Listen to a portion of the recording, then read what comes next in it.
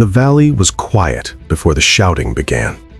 A heavy gray morning mist clung to the ridges of Judah, dimming the rising sun and laying a chill across the land. On the northern ridge stood the Israelites, farmers turned soldiers, their eyes hollow with exhaustion, their hands gripping crude weapons with a tremble. On the southern ridge sat the Philistine army, a professional force of iron and bronze, their banners snapping in the cold wind. Between them lay the valley of Elah, a natural theater holding its breath as though the earth itself knew that history was about to be written in its dust. For 40 mornings, the mist would rise and the silence would be shattered by a sound heavy and unnatural, echoing over limestone and scrub brush like rolling thunder. Footsteps, armor grinding, and then the voice that broke the will of a nation. Israel, why have you come out to line up for battle?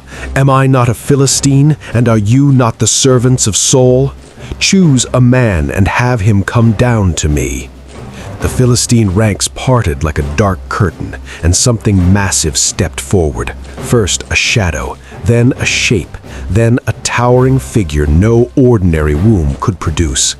The Israelites looked at him and saw not a man, but a living mountain, a weapon of flesh and bronze, a reminder of what fear could look like. Goliath of Gath did not just walk, he loomed. He was a relic of an older world, a descendant of the Anakim, the last of the giants who had once walked Canaan. To the Israelites watching from the heights, he looked like a god of war carved from bronze, an unstoppable force born to dominate. His stature was legendary, nearly 10 feet tall. His armor weighed more than any man could bear without falling. Bronze greaves encased his legs, a bronze coat of scale mail covered his body, and a massive javelin was slung across his back. His spear was terrifying, the iron head 15 pounds of sharpened death. "Is there no one," he roared, "no warrior, no champion, no man willing to die for his king?" He paced the valley floor, his shield-bearer walking before him like a herald of doom. Goliath didn't just want a fight, he wanted humiliation. He mocked their god, their courage, and their lineage. On the ridge above, King Saul shrank back into the shadows of his tent. Fear is a language giants speak fluently, and for 40 days Israel answered only with silence. Miles away, in the quiet hills of Bethlehem, morning arrived differently. David, the youngest son of Jesse, moved among the sheep with the calm alertness of someone shaped by long nights under stars and vast horizons.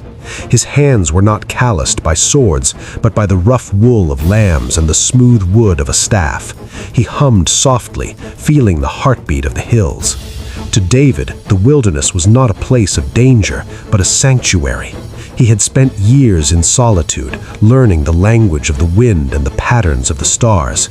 He had learned that when the world is quiet, you can hear the voice of the Creator. His father called to him, "David, take this grain and these loaves to your brothers at the camp. See how they fare and bring back some token of their safety." David left the flock in another's care and set out. He didn't know he was walking toward a moment that would divide time itself. He didn't know that the bread in his sack was the last meal he would eat as a simple shepherd boy. As David approached the camp, the air smelled of wood smoke, unwashed bodies, and fear. He found his 3 eldest brothers standing in the ranks, but as he greeted them, a tremor ran through the earth. The ranks of Israel broke, men scurrying back toward their tents like ants from a collapsing hill. Goliath had stepped out for the 40th time. David watched, confused. He did not see a god, he saw a man defying the living God. He heard the insults Goliath hurled, and more importantly, he heard the silence of his countrymen. "What will be done for the man who kills this Philistine and removes this disgrace from Israel?" he asked. The men whispered of the king's rewards, wealth, the princess, tax exemption. But David wasn't looking at gold, he was looking at the giant. His brother Eliab burned with shame and anger.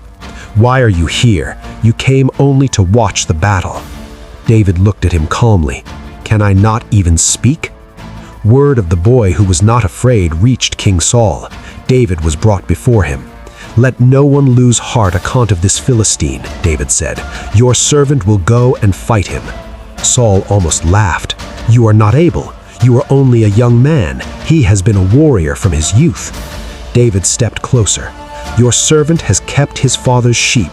When a lion or bear came for a sheep, I struck it down and rescued the animal.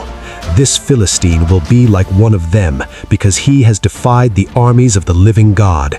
The Lord who rescued me from the paw of the lion and the paw of the bear will rescue me from this Philistine."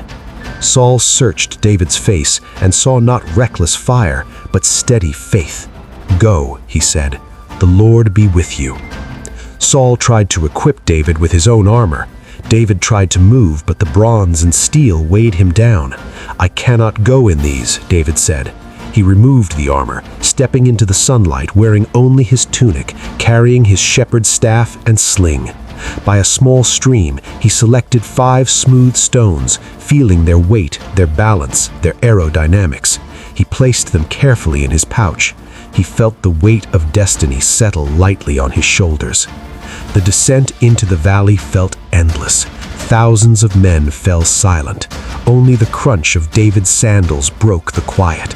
Goliath watched, expecting a champion. When he realized it was a boy, he roared in contempt.